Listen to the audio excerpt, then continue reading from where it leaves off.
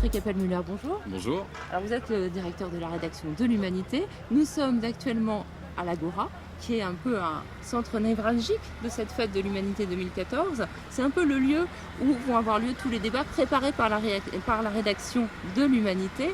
Alors en quoi ça a été quelque chose de fort pour l'équipe de l'Humanité que de préparer tous ces débats ?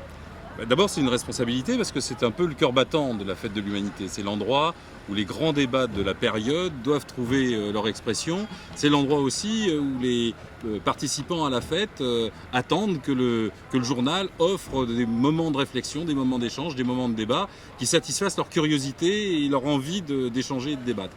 Donc nous avons vécu une période politique extrêmement dense, l'actualité du monde est aussi tendue et donc la rédaction a réfléchi, a proposé des débats qui correspondent aux grandes interrogations de la période.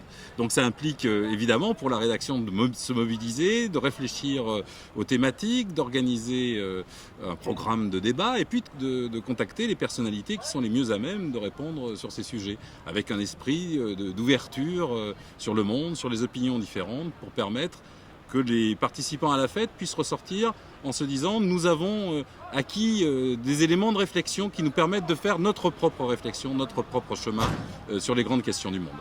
Alors quels seront les thèmes des principaux débats ? Alors les principaux thèmes de débat, nous avons d'abord un débat sur le logement. On a vu le problème de l'encadrement des loyers qui était un sujet fort et un sujet de tension. Eh bien, Cécile Duflot, qui est l'ancienne ministre, participe à un débat avec des élus locaux qui se battent eux aussi pour l'encadrement, avec des associations, la CNL, la CSF, qui sont elles-mêmes mobilisées autour des questions du logement. Et puis nous avons évidemment un moment très fort, c'est le grand débat du samedi à 16h, c'est le grand débat de la gauche. Nous l'avons organisé en plusieurs temps. La première chose, c'est Frédéric Dabi, qui est politologue à l'IFOP, qui est responsable donc des enquêtes et des sondages, qui va y expliquer le sondage que publie l'Humanité vendredi, samedi, dimanche, et qui est un sondage qui interroge les électeurs de gauche. Ensuite, nous aurons des personnalités ou des citoyens qui vont faire part de leurs attentes sur quel cap aujourd'hui pourrait être construit pour la France qui soit différent de la politique menée aujourd'hui. Nous avons parmi ces personnalités Bernard Thibault, syndicaliste. Nous avons également Christophe Robert qui représente la Fondation Abbé Pierre. Et ces gens vont faire part de leurs désirs, de leurs souhaits de changement de cap et des moyens qu'ils proposent et qu'ils suggèrent. Ensuite, nous allons entrer dans un débat qui va faire intervenir 5 représentants des grands courants politiques de la période, évidemment Pierre Laurent, mais aussi Emmanuel Cos, qui dirige Europe Écologie Les Verts. Nous aurons Christian Paul, qui est un des députés frondeurs, qui est même un des leaders parmi les députés qui s'appelle maintenant Vive la gauche. C'est préférable au mot frondeur. Nous aurons également Éric Coquerel du parti de gauche et puis Clémentine Autain qui est la porte-parole d'Ensemble. Nous aurons sans doute aussi d'ailleurs quelqu'un qui représente Nouvelle Donne. Voilà, et ce débat va permettre de dégager à la fois les convergences face à une politique d'austérité dont on voit bien qu'elle révulse le peuple de gauche et qu'elle accroît les difficultés pour tous, et puis également les chemins de convergence d'éventuelles actions communes. C'est l'endroit où va se discuter la possibilité pour la gauche de se reconstruire, de reprendre une nouvelle dynamique qui soit vraiment sur une politique de gauche et pas sur les axes libéraux que font prévaloir aujourd'hui François Hollande et Emmanuel Valls. Alors, si je peux me permettre, je voudrais rajouter 2 ou 3 débats. Juste avant ce débat, nous aurons à l'Agora un rendez-vous des luttes sociales. Les luttes qui se conduisent, pas seulement pour en exposer les attendus, les gens les connaissent souvent, mais également pour réfléchir aux luttes qui gagnent. Qu'est-ce qui permet de gagner ? Qu'est-ce qui permet d'emporter l'adhésion autour des citoyens, des élus, des populations ? Et puis nous aurons dimanche un grand débat sur les menaces de guerre qui pèsent sur la planète. C'est vrai avec l'État islamique en Irak, mais ce sont les tensions en Syrie, c'est la Libye qui est devenue un chaos gigantesque après l'intervention animée et pilotée notamment par Nicolas Sarkozy. C'est vrai de l'Ukraine, c'est en Europe, etc. Les sujets de tension sont en train de se multiplier et on voit bien que les grandes puissances, les milieux dominants et notamment les grandes sociétés capitalistes trouvent trouvent aussi dans la guerre un moyen de résoudre un certain nombre de leurs problèmes d'approvisionnement en énergie, leurs problèmes d'hégémonie sur la planète.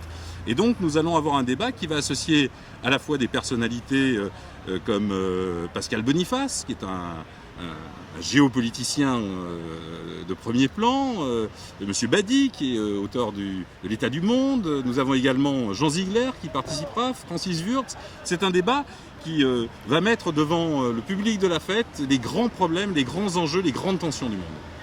Alors, vous évoquez les grandes tensions du monde. Là, on est devant un mur d'affiches, des affiches qui ont été publiées dans le journal tout l'été durant la guerre en Palestine. Est-ce que vous pouvez nous en dire juste un mot ? Eh bien, l'humanité, je dirais par nature, ne pouvait être que sensible à l'agression inhumaine d'Israël contre Gaza. Et nous avons réagi tout de suite en ouvrant nos colonnes à des graphistes, des affichistes qui ont souhaité donner leur regard à l'humanité sur ce conflit.